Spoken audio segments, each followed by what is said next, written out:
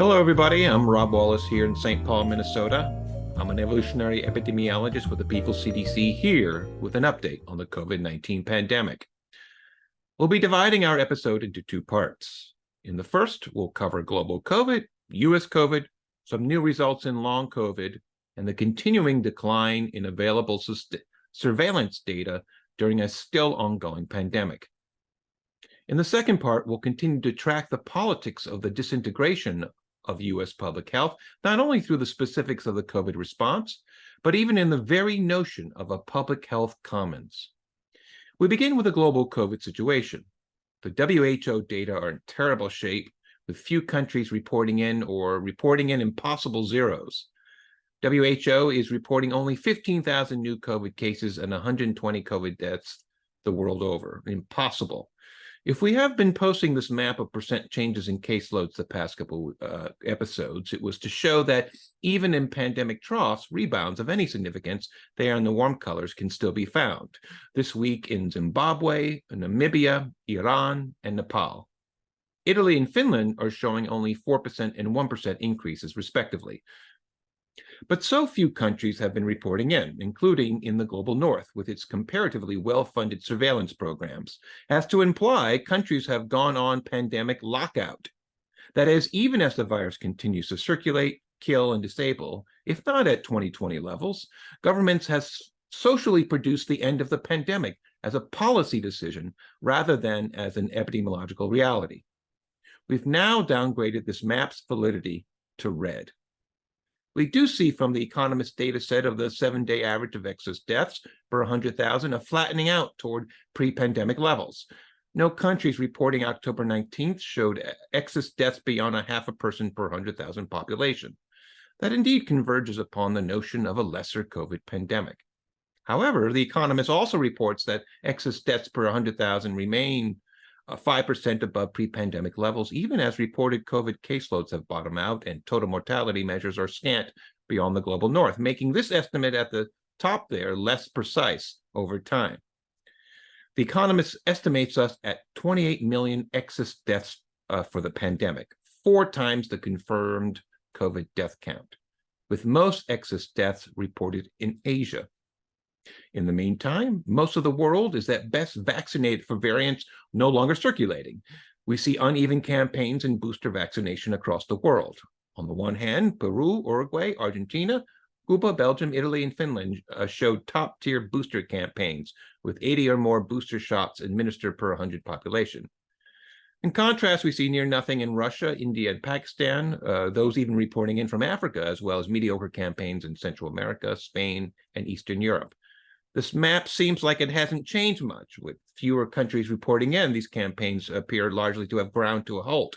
Indeed, the CDC reported the U.S. stuck at 18% of its eligible population 5 years and older with an updated bivalent booster dose, with a new monovalent booster campaign launching at a wobble of only 3%. We can see from this time series a combination of some countries no longer reporting in, but almost a universal tailing off of new vaccinations since spring 2022. Meanwhile, the mediocre vaccination campaigns, hand in hand with a rollback in the non-pharmaceutical campaigns that successful vaccination depends on, have been taking place alongside the continuing emergence of multiple Omicron subvariants now circulating across large expanses of the world. As of September 25th, we have more EG 5.1 in gray-blue leading the way, but plenty of other sublineages, including XBB 1.16 in fern green, XBB 1.9 in aquamarine, in these 9 global north countries, with CH1 in magenta, prevalent especially in Spain, but elsewhere, and XBB 1.5 still in play in a declining baby blue, as well as other sublineages in orange across the board. Here are a few other countries beyond the U.S. and Western Europe as of September 25th. We try to mix these up week to week, depending on which countries are up to date. Brazil is reporting in XBBs 1.5 and EG 5.1. Croatia is hosting XBB 1.9, XBB 2.3, and EG 5.1. The other 4 countries are reporting on larger pools of sequences, as denoted now by the sample sizes. China is showing 84% of EG 5.1, with all the other 2023 strains followed here. XBBs 1.5, 1.16, 1.9, 2.3, and CH 1.1. And singleton isolates of 3 2022 strains, XBB, BA 2.75, and BA 5. Japan is hosting a somewhat more even distribution of all the 2023 strains, 4 2022 strains, and a BA2 that started in 2021. Israel and Singapore are hosting all of the 2023 lineages, with Singapore mostly EG5 and Israel a 2002 BA4 and 2 recombinants. Here's the global diversity of COVID genetic sequences as of October 22nd and 30 days back. EG5 sublineages are surging in red. We see the FLs in pink, XBB 1.16s in green, DV7s in blue, and the new BA 2.86 in violet there in the middle, registered almost exclusively in countries of the global north. That the world is still hosting such a large zoo of variants makes this map green in both validity and soundness, even if not every single lineage has been sequenced everywhere it really exists. In the face of the declines in country reports, we could use the molecular clock and the accumulation in genetic variation month to month to estimate the total number of infections, or track the spread of different variants over time and space down to the subnational level, as one team did for Louisiana here in the US. Now, these are phylogenetic that people CDC is beginning to look into, but such analyses are not easy to do from scratch. And the People's CDC is not a $12 billion a year federal agency like the CDC. We can track the virus change over time and space. The global zoo is also exploring a wide evolutionary space in which to experiment with attaching to the ACE2 receptor to enter the human cell as modeled on the horizontal axis, and evading the human immune response as modeled on the vertical axis. Both axes are standardized relative to BA2 scores. Now, most of the sublineages are in a sweet spot of binding and escape there in the upper middle, with the same colors from the previous diagram. So we have EG1 and 2, some of the FLs, XBBs 1.5s and XBB 1.16s. A few others appear to lurch ahead in immune escape there, as in BA 2.86 and JN2, which is another kind of BA 2.86. Now, there's a second cluster on the left, including EG5s, FL 1.5s, and HV1, which appear to be evolving out in immune escape, but with lesser capacity for binding to the human receptor. Now, one can imagine any one of those on the left leading a charge to escape out from underneath host immunity before their offshoots circle back to better ACE2 binding. Now, whether that second option lets these sublineages spread across the globe is another question. The point is that evolution here is very much in motion. However much we might stop vaccinating and engaging in non-pharmaceutical interventions, the pandemic is still very much in play. Unfortunately, like other COVID data, the kind of genomic surveillance that alerts us to such threats is in steep decline. Yes, as the red box indicates, there's always a time lag from isolating samples to sequencing them and uploading them. But the GIST-AID database's graph here indicates such surveillance has been in linear decline since late last year. Tracking diversity matters, both epidemiologically out there among different COVID sublineages, as we've just described, but also within human hosts as a clinical matter. A University of Texas study showed COVID patients who landed in the ICU showed significant increases in 4 types of bacteria in their intestinal microbiomes: Parasudorella, Odoribacter, Staphylococcus, and Celimonas. The 4 had already been implicated in inflammatory bowel disease and irritable bowel syndrome. Patients who received mechanical ventilation also had significant increases in Staphylococcus and Enterococcus, which can attach to skin and mucous membranes, but it can also be aerosolized. Finally, patients with COVID pneumonia who required supplemental oxygen showed significantly lower community biodiversity in both the GI tract and oral cavity. In other words, changes in these bacteria at the very least mark disease progression and may serve to cause disease. Relatedly, a new UPenn study suggests the residual COVID virus in the gut depletes serotonin, producing neurocognitive and memory problems. All sorts of metabolites are affected during acute COVID infection. But in the 58 patients the team studied, serotonin appeared the only important metabolite to fail to recover to pre-pandemic levels. Here's the team's theory of disease on this, as summarized by the New York Times. Viral remnants prompt the immune system to produce infection-fighting proteins called interferons. Interferons cause inflammation that reduces the body's ability to absorb tryptophan, an amino acid that helps produce serotonin in the gut.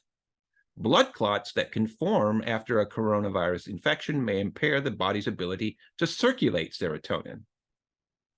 Now, this depleted serotonin, the Times continues, that disrupts the vagus nerve system there, as shown on the diagram, which transmits signals between the body and the brain. Serotonin plays a role in short-term memory, and the researchers propose the depleted serotonin could lead to memory problems and other cognitive issues that many people with long COVID experience, end quote. So in other words, our bodies are very much complex ecosystems that connect between body systems. Now, these are caveats to the study. The study is small, and not everyone with long COVID has lower serotonin. In all likelihood, there are multiple kinds of long COVID, like there are multiple kinds of asthma or addiction. Earlier this year, a Brazilian team found the cognitive impacts even among those infected with the kind of so-called mild COVID infection that 80% of those infected suffer. Many suffer persistent cognitive impairment months after infection, including bumping into things or not being able to park a car due to altered depth perception and visual processing. Those patients with the worst clusters of inflammation markers in the upper left here produce the worst failures in visioconstruction, as demonstrated in the Rye-Osterreich complex figure drawing on the bottom left. Long COVID's impacts aren't just for adults, however. Multiple studies are shedding light on its impacts on under 18-year-olds. One recent Italian study tracked the incidence rate of new onset conditions in children 0 to 14 years of age. They followed 1,656 children with a positive COVID test compared to 1,656 with a negative test through 2021. The overall excess risk for new onset conditions was 78% higher in COVID-exposed children. The team found significantly higher risk for some new conditions in exposed children there on the left here, including mental health issues and neurological problems in both short-term, there at the top, and long-term on the bottom. Turning to the US, the Walgreens COVID-19 Index of National Test Positivity covers both rapid tests and PCR. As of October 22nd, we are up to 26.4% of all tests that Walgreens processes are positive. Now, state public health departments still reporting in are showing slightly lower positivities, anywhere from 5 to 20%, although also increasing since the summer. Part of the higher positivity rate here may be people with clear symptoms, obvious symptoms, going in to confirm their infection in a way asymptomatics have largely been detracted from doing so here by U.S. public health policy.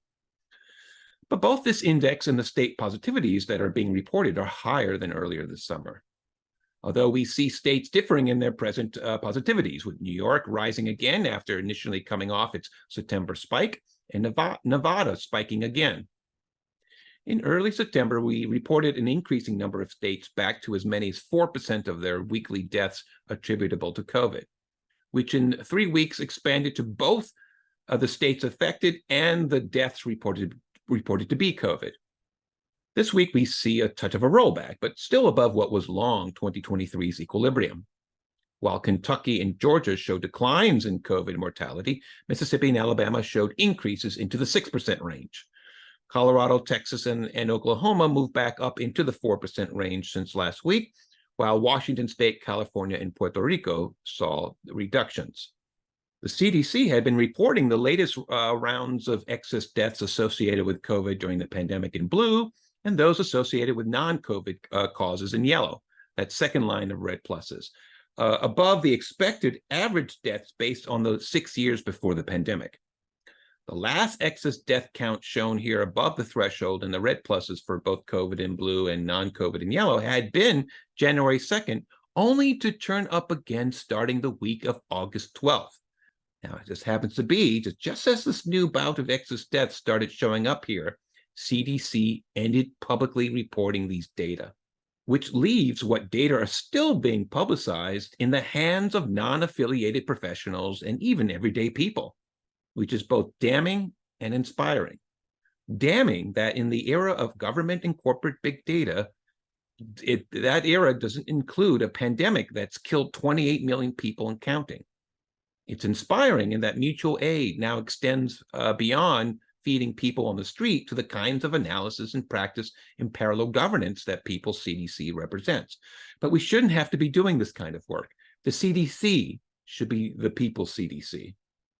Now, among these sleuths is infectious disease modeler J.P. Wayland, who is using wastewater data from BioBot and CDC seropositivity to project COVID cases per day in the U.S., with a decrease off a local peak to 574,000 new COVID infections in the U.S. alone for the single day of September 27th. Now, the thing is, Wayland hasn't released a detailed methodology, which sets the validity here in red, although the general gestalt is probably on point. I mean, if these estimates are anywhere close to reality, both global and U.S. data should now be rated junk, and the pandemic is hardly over, especially as we described. The virus has been given the public health green light to continue to explore its evolutionary possibilities. Now, here's the thing. BioBot lost the wastewater contract with the CDC to Verily, Google's research company. So Wayland hasn't updated these estimates since. Mike Holger is the founding director of Louisiana's Health Psych PhD program. He's also been projecting national caseloads off those wastewater data. And his estimates have had us at 745,000 new cases October 2nd alone. The People CDC will try to learn more of the methodological bases of Holger's estimates and projections. Now, Holger, too, hasn't updated since the change in the CDC contract. But he did graph out how BioBot and Verily national wastewater time series differ from each other, with Verily there in black estimating greater levels since mid-2022. And he found the BioBot estimate strongly correlated with the Institute for Health Metrics and Evaluation's national caseloads at a correlation of 0.935, while Verily correlated at 0.671. Holger hopes Verily will line up better than BioBot's estimates as Verily takes on CDC contracted wastewater sites. Epidemiologist Isaac Michaels, another intrepid soul out there doing the work, was continuing to map community transmission based on testing and caseloads that CDC abandoned, at least for his home state, New York. But he hasn't updated since August 30th. He reports that New York State no longer publishes the COVID-19 test result denominators necessary for calculating positivity rates needed to generate this map. So we can add this onto the junk pile too. So in other words, there's even if they're intrepid souls willing to do some of this heavy lifting that a federal agency no longer is doing, if public health departments aren't providing these data, then it's impossible to do this work, however dedicated people might be. Now, with the CDC abandoning mapping transmission at the county level, we're forced to look elsewhere. Hubbub offers prevalence per area or within a 5-minute walk by U.S. county using CDC and state public health department data. As People's CDC Andrew Wang warns, however, Hubbub assigns 0 cases to counties that aren't reporting in. And the underlying calculations are proprietary and therefore hidden from the public, which forces us to again assign red to its validity by dint of this omission. But we could select a few sentinel states that appear to be still reporting. And here are cases per area for New York, New Jersey, Pennsylvania, California, Florida, and Arizona, which together account for 110.5 million Americans, or a third of the U.S. population. There's also the issue that cases per area may be more an allometric marker of population size than anything, but area isn't necessarily protection against infection, as rural counties found out from mid-2020 on.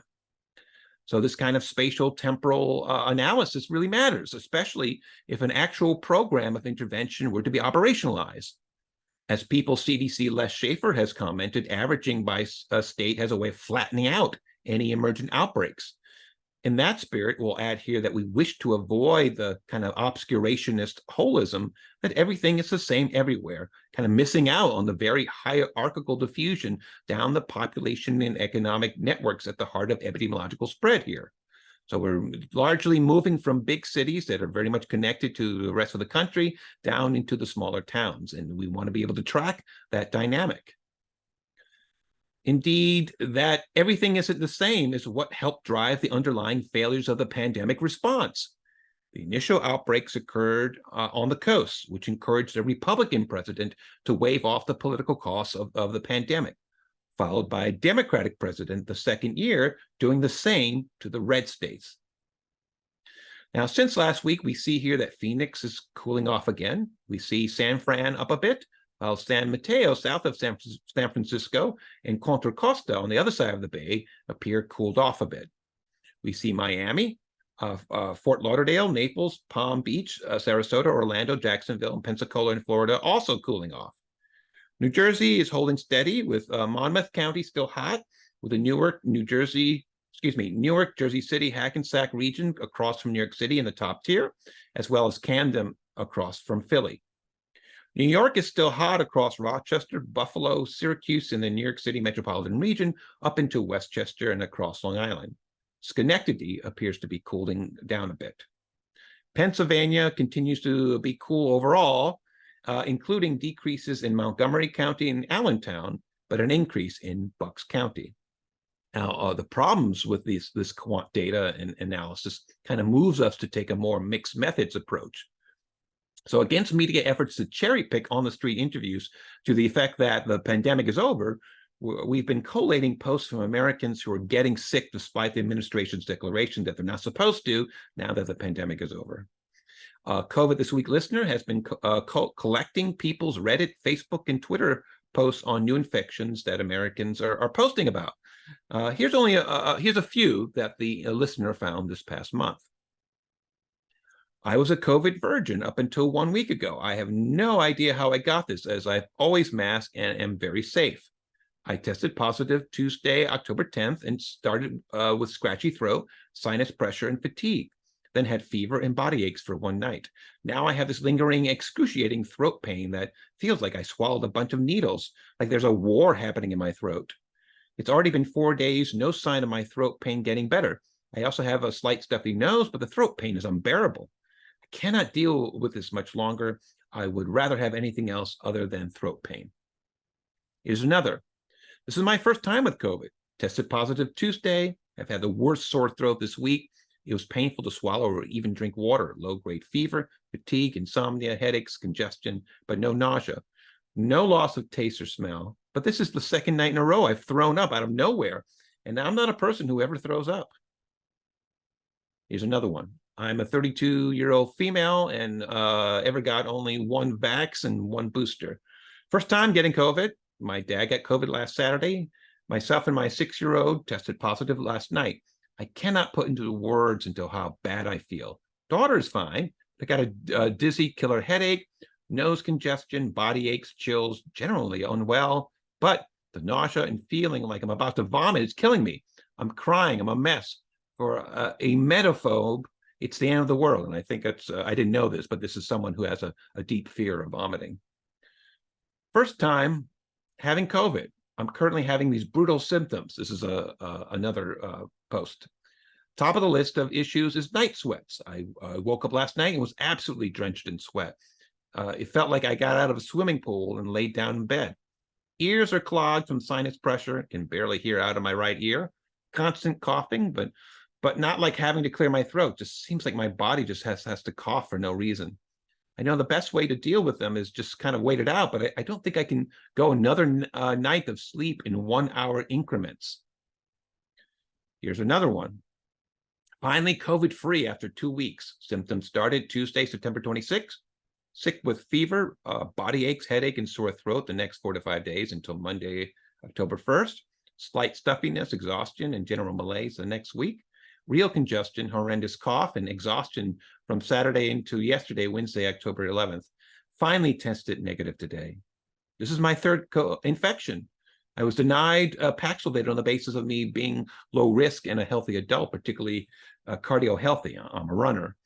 At first, I was furious, but a friend also got sick in the same timeline, received a negative test within 6 days, but now has a terrible rebound infection and has had raging diarrhea the entire time. In other words, no matter what, this is all terrible. Now we're going to end a little bit on on a longer one here. Okay, this is a male 28 who's been vaxxed and double boosted. I tested positive a few weeks ago. Since then, I am now approaching my 6th week of COVID, and my symptoms are as bad as ever, including fatigue and body aches that make even walking a few blocks exhausting, headache and dizziness, congestion and coughing, a damaged, almost burnt-like tongue, throat, and mouth that has limited my ability to taste, particularly devastating as I love to cook, brain fog, near constant thirst, and dry, painful lips and corners of my mouth. A few weeks ago, I went into urgent care and they gave me Paxlovid, but it was far too late to do any good. The doctor confirmed that I've damaged my mouth and tongue, including my taste receptors. I saw an infectious disease specialist and they told me there's nothing they can do. Take some cough drops and come back in 2024. I am working remotely, but it's pretty cramped staying home in my apartment this long. I'm also making employment a bit tenuous as weeks mount, not to mention my own sadness at the feeling of time passing me by. I think what's most concerning to me is that it's not like I'm making even slow progress. I feel a little better than I did, say, days 1 through 4 of the infection, but have stalled since, and some symptoms, like those in my mouth, are worse. I say all this also knowing that there are many, millions, who have had worse symptoms than me. Part of me even feels silly to be distraught after only 5 weeks, but I'm worried since I'm not getting better. There seems to be no treatment, and there's no end in sight. Maybe I'm better by week 6. Maybe this is just the new normal. And we're going to stop here, and we're going to return to talking a little bit more quant data. But it's the range of symptoms that people are suffering that I find very interesting, and it's the duration of even an acute infection, and it's the ways that people are having to self-medicate. And frankly, there's also the rage and confusion the infections represent at a time when they were told that this pandemic is over. Detecting SARS-2 in a sewage wastewater remains in place. And we see the levels of SARS-2 virus detected in the wastewater, in some ways a leading indicator of the pandemic for September 25th through October 9th. A few parts appear cooled off. The Bay Area slightly, Oregon, Colorado, Minnesota, although that's changing a little bit, other parts of the Midwest and parts of the South. Much of the country reporting in oranges and reds of 60% or more of all the samples in SARS-2 detected, taken nationally since December 2021. And we see that especially in Missouri, North Carolina, and really bad in New York State, New Jersey, and Pennsylvania. And recall, we've shared here before that we have about 1,728 of the 16,000 publicly owned wastewater plants are reporting in, and only 1,174 this past week. That's a decline of 200 plants from 2 weeks ago, including none reporting in from New York City. So again, this is just a snapshot. And we're going to see how Verily, which has the new CDC contract, whether it's going to populate this map in the weeks ahead. On the other hand, the more acute measure of changes in sewage loads over the past 15 days show Colorado, Ohio, selected parts of the upper Midwest, and New York heating up. But again, we only have 901 sites reporting in. Now we see from Epic hospital reports of ICD-10 codes as of October 10th, continuing declines in COVID infections, positivity emergency room visits, and hospitalizations off their mid-September peak, but still greater than most of 2023. We see both RSV and influenza reports are still flat, showing almost all the respiratory illnesses are likely COVID-related. Indeed, the CDC's county map for influenza-like infections for the week ending October 13th shows outside a few counties, ILI or influenza-like infections are still minimal nationwide. Here are the 7-day averages of fractions of hospital beds filled by COVID patients in 2,053 hospitals reporting September 18th to 24th, mapped by the People's CDC's Les Schaffer. We haven't had an update on those data, so we're not able to present anything earlier. We see hospitals in orange across the country reporting 5 to 20% of the beds filled with COVID for late September. And we see in reds and purples with as many as half their beds filled with COVID, San Diego, the Washington, Oregon, Idaho region, North Dakota, Nebraska, Missouri, Georgia, the DC, Baltimore region, along the North Carolina, South Carolina border up into Tennessee. And many of these may be rural hospitals with limited resources, including beds numbering as few as 5. So you get 2 or 3 people in there and you're already at 50%. But others of these are large medical centers that are getting hit pretty badly. But here we have a one-off from the U.S. News and World Report map of hospitalizations per 100,000 by county. Some counties are off the scale. Greeley and Wichita counties in Kansas are 60 per 100,000 population hospitalized. Dimmitt County in South Texas is hosting nearly 50 per 100,000. Valley and Roosevelt counties up on the Montana-Canadian border, we're clocking in at 48.9 per 100,000. And then we have that batch of Western Montana counties up at 31.8 per 100,000. Now, here are the 7-day sums of pediatric COVID admissions over time, summing up for all reporting hospitals across the U.S., again, as graphed by Les Schaffer. And we see the spike in early Omicron there in the middle there of the graph, putting the lie to the notion that COVID doesn't hurt kids. We also see we're only on the far side of a spike in pediatric admissions here this past September, which appear to be exceeding all the other spikes other than that late one, or that one in late 2021. And Schaffer notes that this last spike mirrors the first Omicron peak, and that the suspected pediatric cases rise as confirmed cases drop, with the suspected cases now smaller than the confirmed. And that might imply pediatric units went through a capacity bottleneck. Schaffer also graphed 7-day averages in adult hospitalizations there in red, confirmed cases in blue, and confirmed deaths in green, to see whether they tracked each other or not, and where across our 50 states, arrayed here in alphabetical order. Now, he found some states like Mississippi, they tracked, while in others they did not. So one could imagine that those states with lower hospitalizations but higher cases might indicate a decline in COVID virulence. But those states, including Connecticut and Massachusetts, with higher hospitalizations but lower cases and deaths, were likely engaged in underreporting. So having all those measures intersect so we can see the dynamics going on tells us a little bit about the nature of the reporting in each of these states.